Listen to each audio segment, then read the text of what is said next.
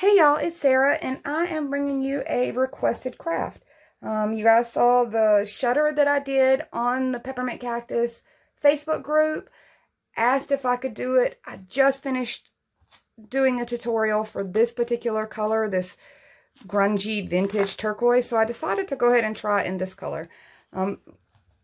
It's going to take a little effort to get through this, so I'm going to try to breeze through it as quickly as I can and give you the measurements that I'm using.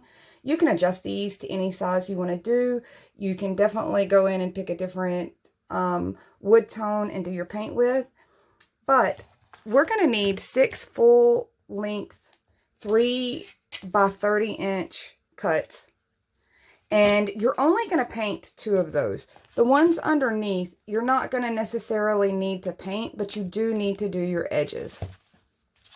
I went ahead and painted all mine and then just went through and picked my favorite one to be my top board. You're going to need 20 10-inch by 3-inch cuts. So those will all need to be pre-painted. That way we're not having to try to get to weird angles later.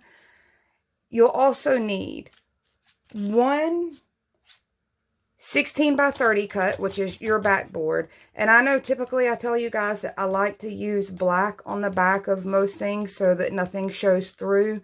This one was not really an issue because these boards pretty much all overlap with each other, so there's not really a risk of anything showing through or me not getting a good cut or alignment. So white is fine, any backer that you want to use.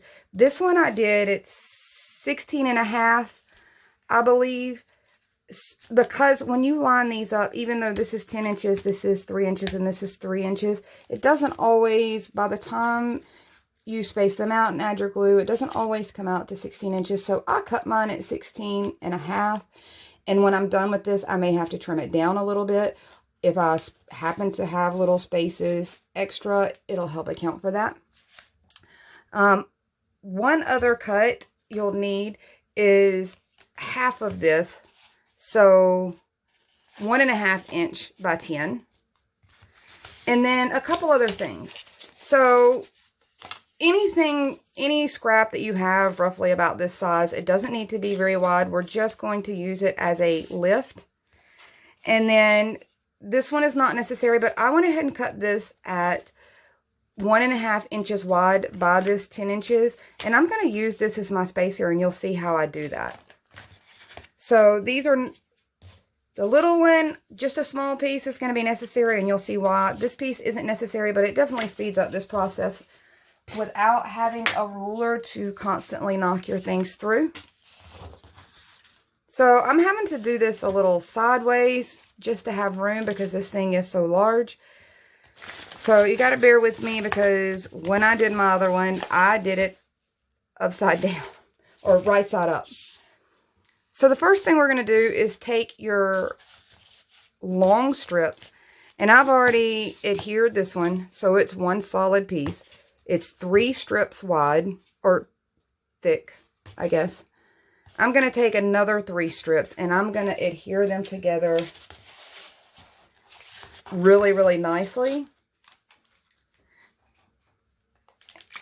And I'm kind of loading these things down with glue because I want those to stick really well to each other so that they basically become one kind of thick piece. And the way I'm going to do that is just kind of line them up on the ends. I'm sliding them around just a little just to get that good adhesion. And then this is the piece that I decided is going to go on the top.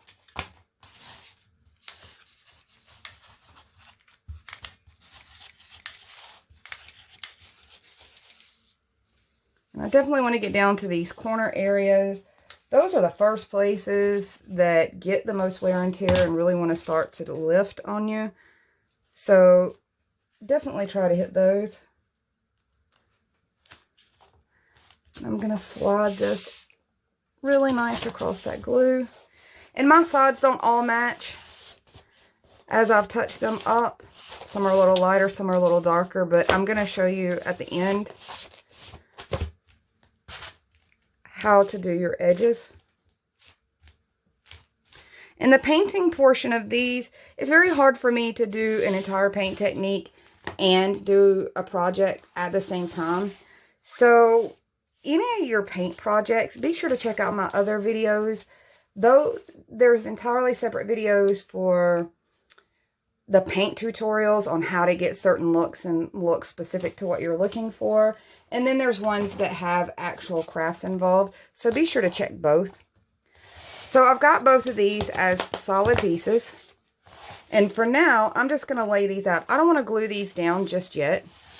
Guys, I really do have to kind of turn it this way just to be able to reach nicely.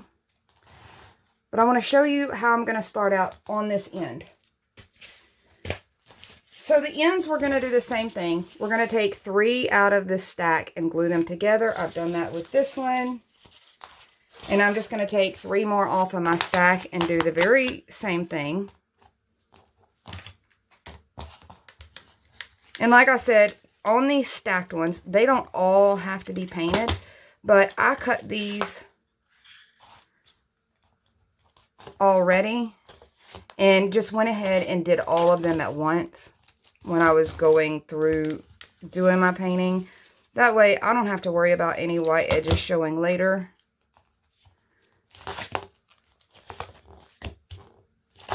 And you get a nice little brick out of these. There's some real substance to that. So I've got one for each end, and I'm going to toss that down there.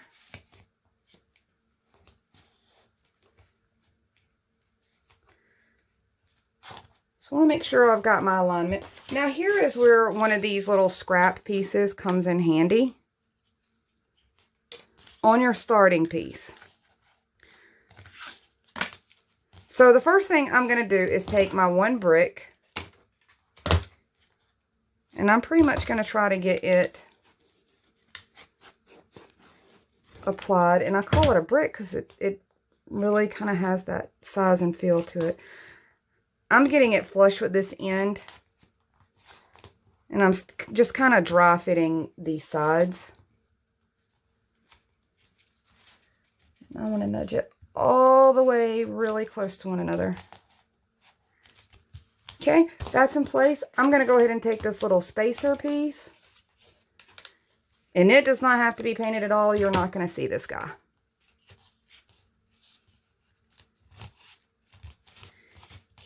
This one will be completely incognito. And the first thing we're going to do is kind of lean it on top of that one. And it's going down at an angle.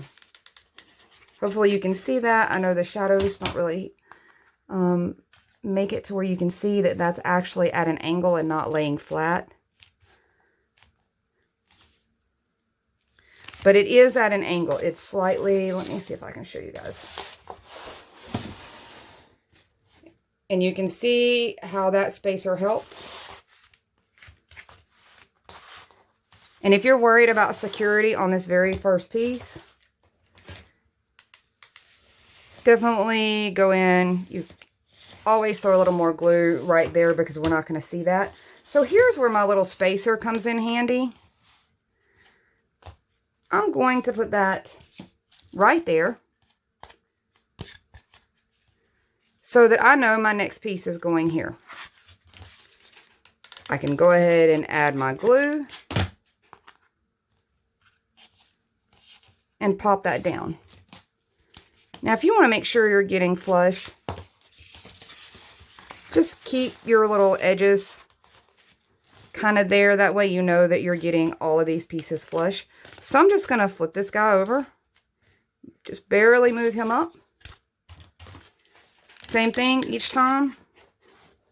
We're going to do this all the way up here.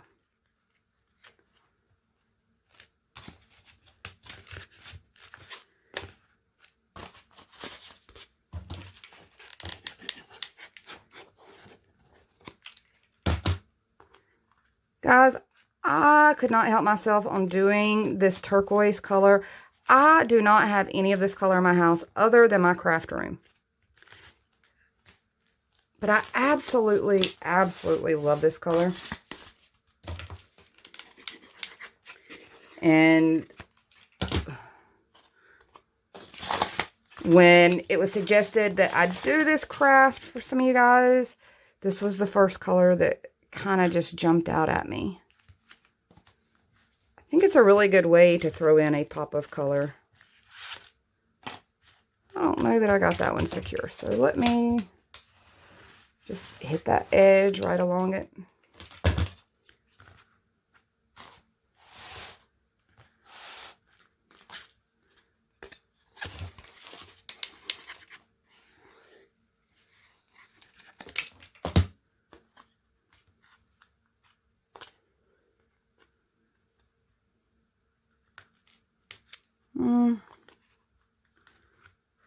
Couldn't make up my mind on how I wanted that one to lean.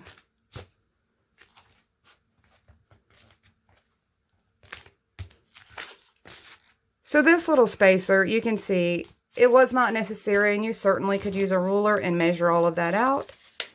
However, this just really speeds this process up.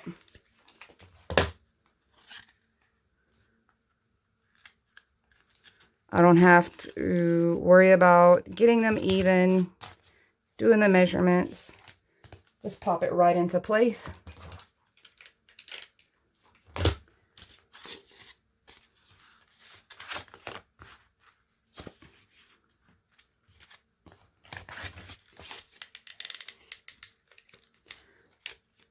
The longer sides of this is definitely where you really, it's most important that you get the glue this length and this length, because those are your adhesion points.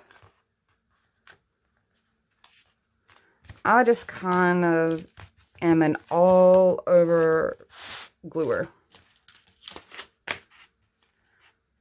So I'm just going to keep working my way. And I have to watch myself. That almost made me want to bust into a song.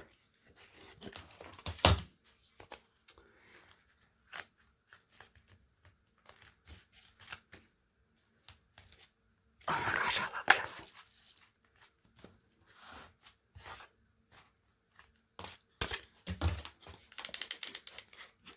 Being from the South, I absolutely believe that this is a definite Southern color now. After just posing the question in the group, it definitely seems like this turquoise color lends itself more to the South. I don't know. You guys let me know. Down here, you can walk in just about any furniture store, and you are going to find furniture pieces that look just like this. This grungy, turquoise, distressed kind of look.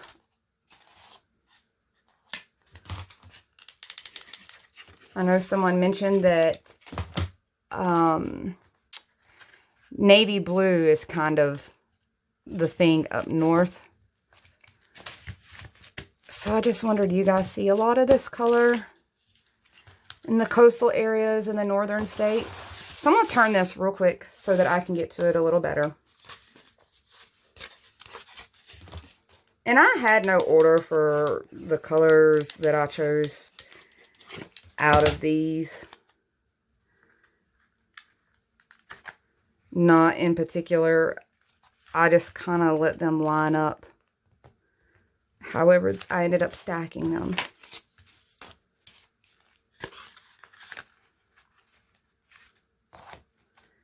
Okay. Get my little spacer in place. And you can see how fast that really went.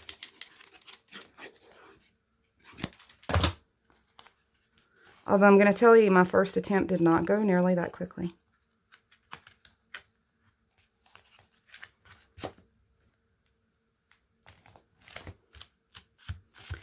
Okay, so that's the last one I've applied, and there should be 14 going across here. If you're using the 3-inch with the 1.5-inch spacer, you're going to hit 14 across there.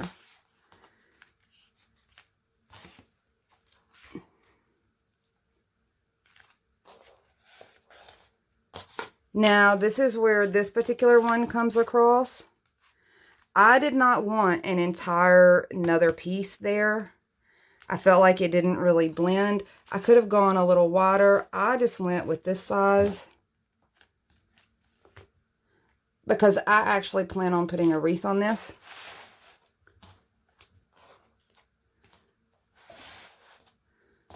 So I'm going to turn this, hopefully not knock that out of place. And I want to get to this side. I want to actually have one side that's flush because just in case I need to trim it. And I was pushing everything kind of to this one side as I was laying it out because I knew I might have to trim some off. And you just never know, if you're not pulling these super tight together, when you go to lay these down, you might end up at 16.5, 16.25. So I'm loading this up with glue, and I'm hitting the sides of these. Hopefully you guys can see. I'm kind of hitting that dimensional side where these are so that they're going to glue. Not only be glued down, but they're going to be glued to the side of this. And I'm just going to slide that up in place.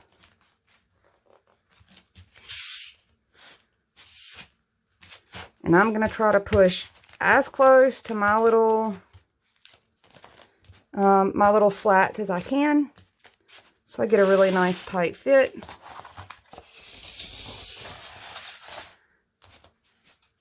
Let's slide those out of the way for a second. I'm going to do the very same thing on this side.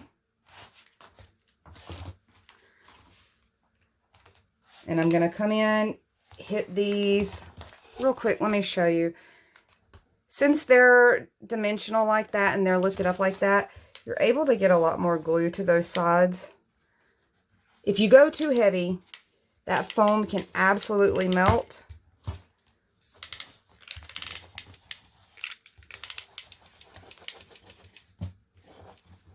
So that's kind of why I'm keeping to the bottom of those by dragging it along like that.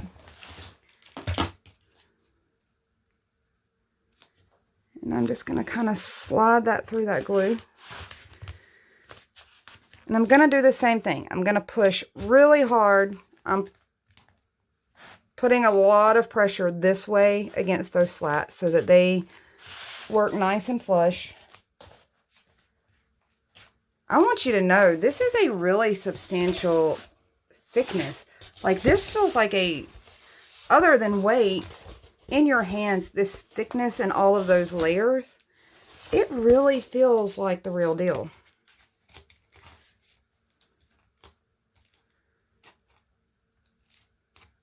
So the next thing I'm going to do is go ahead and get this last piece glued down to this top, and it's going to run flush there also. So I'm just going to use my thumb to help line that up between these two.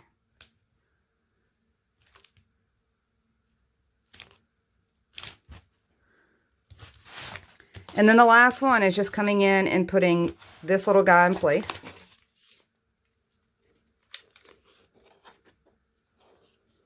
And I'm putting quite a bit of hot glue on this one.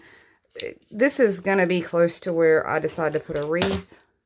And this is a much smaller piece. I definitely want it to be pretty secure.